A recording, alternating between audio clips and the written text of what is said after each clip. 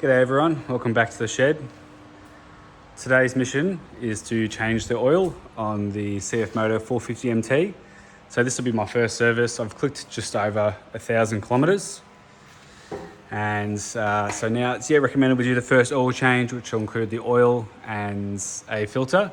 So for today's service, we're going to need paper towels, some gloves. We're going to need a 17mm socket to remove the drain plug. I'm going to be removing the standard bash plate as well. I just think it's probably a good idea to just have a look in there and make sure everything's nice and cleared out when we do our service. I'll do that every 5,000, but I'll start by doing it now with the first 1,000 as well. So for that job, we're going to need the 5mm hex head to remove these guys over here. Added to that, we're going to need, what do we got here? 13mm socket to remove these guys here. And for the oil, I've gone full synthetic 10 weight 40, as it recommends in the service manual.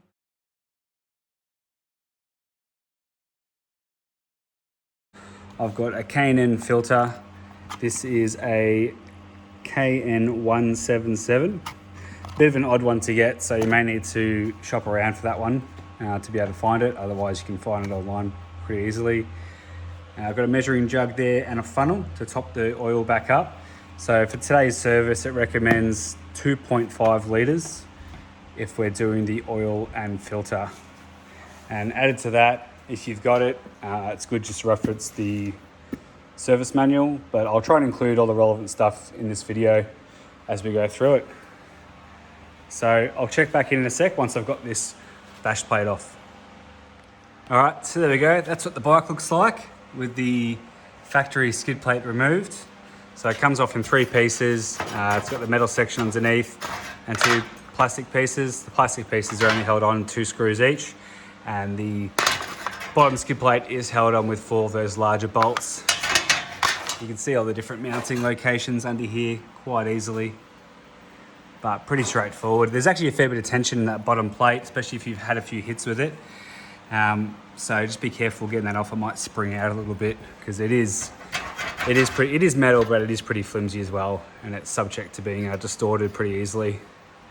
So now that we've done that, we can see our oil filter nice and easily, which is simple to get to. And you can see there's a bit of mud on those headers, which I'll knock off with a wire brush as part of our service here today. So I'll do that and then we'll start draining the oil. There we go. I'll give them that a quick scrub with the wire brush. Doesn't have to be anything fancy, a couple of bucks from the hardware store, and have a go at that.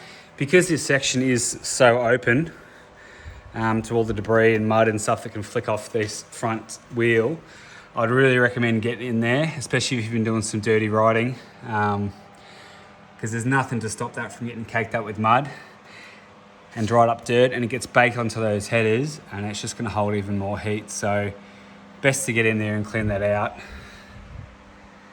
So we'll warm the bike up now, get it up to temperature, and it's going to help with getting this oil out. One thing I forgot to mention too is you're going to need a pan or whatever, an old bottle or something to catch the old oil. So I've just cracked loose the drain plug right here with our 17mm socket. So we're just going to take this out nice and easy. There is a little crush washer behind that, so let's just try and get that guy out at the same time. Don't want to lose him in the oil if we can help it. We can always fish him out, but let's see how we go first. There we go. Alrighty, so out she comes. So this drain plug too is actually magnetic, so we can have a good look at that, see if it's picked anything up while that drains. I did heat the bike up to about 50 degrees Celsius, and yeah, it comes out nice and easy. Alrighty, put those down over here.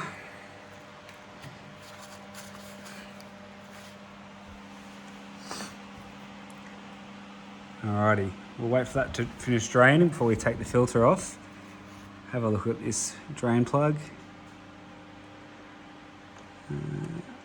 Looks pretty good to me. Nothing of any concern on that drain plug, which is good. Got our crush washer. I'll have to have a look if we can reuse that or not. You can usually get a couple of goes out of them, so I'm inclined to just pop that boy back on there, given it's only been on for 1,000 Ks. That's slowing down. Now let's have a go at this oil filter. Just keep in mind, those headers are hot. Cool, so oil's just about done draining out of there. Oil filter by the factory, that thing's on really tight. So you might struggle getting your hands in there. It's probably not so much that it's ridiculously tight, it's just difficult to get to.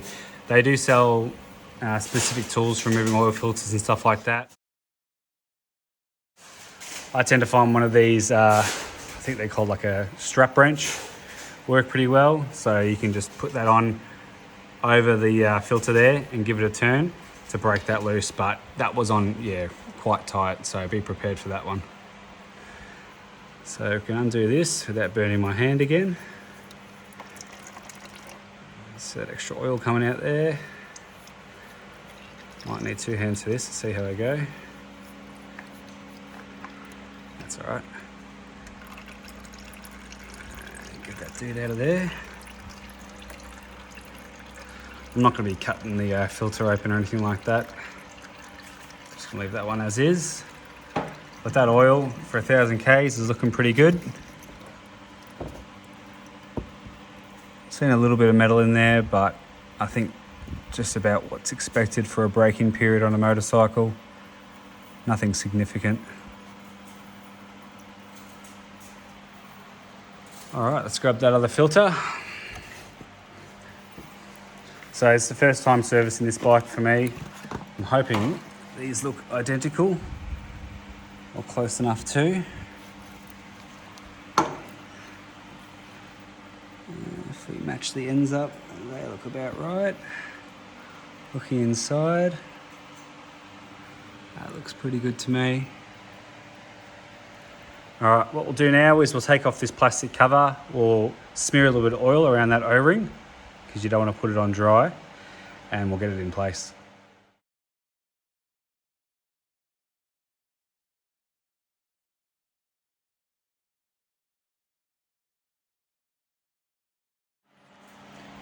New filter's installed. Good thing going with their K&N filter is it's actually got a welded nut on the end of that oil filter, so next time we go to remove that, it's going to be a lot easier.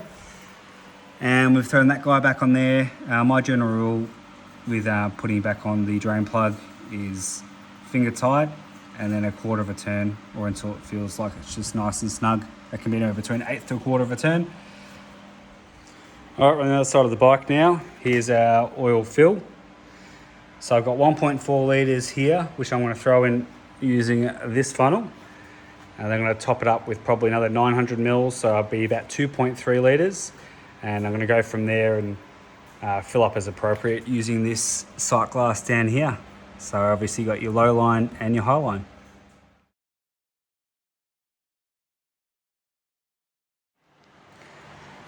So I ended up putting in 2.4 out of the 2.5 litres. And that's where it's sitting right now on the sight glass. The manual does say to run it for a couple of minutes and then recheck it once the engine's settled. So we're going to go ahead and do that. Alrighty, so that's where we are now. Smack bang between the bottom line and the top line. Looking at the manual, it says as long as your oil falls between those two lines, that's where you want it. So I ended up putting in 2.6 litres, which is actually 100 millilitres over what the manual recommended for oil and filter change. But I'm not sure if it's just because it's a bit hot today and it drained out a bit more than usual. But yeah, 2.6, and that got us between those two lines. I'm expecting as the bike cools down and the rest of the oil falls out of the engine and comes down to the sump, that that'll fill up a little bit more. But nah, that's a happy place right there. Now I forgot to mention before I put the skid plate back on, after we run that for a couple of minutes and checked to see the oil level, I did have a look underneath the oil filter there and made sure there were no runs, drops or any sort of leaks. And we've also done the same down here on this little guy. and it's looking all good. So one thing I'm having trouble trying to figure out is updating the maintenance information on the bike. So if we go to vehicle information and we go down to maintenance, see there it says 3,834 kilometers. So I'm just over 1,000. So this obviously was set up to be every 5,000 kilometers from either the guys at the dealership or CFMOTO themselves. But the problem is I can't enter that and edit that myself, which is annoying. So I was kind of hoping that I'll be able to do that so that I could update it on the bike as required. But yeah, if someone else knows how to update that for the guy at home, that'd be good to share that with everyone else. But yeah, that is a bit annoying. So just a bit of a disclaimer to anyone watching this. I'm not a mechanic, so take everything I've said here today with a grain of salt. If you're concerned or uncertain about doing it yourself, either speak to your dealer, get them to service it, or just read through the service menu yourself. All right, thanks guys. I'll see you in the next one. Cheers.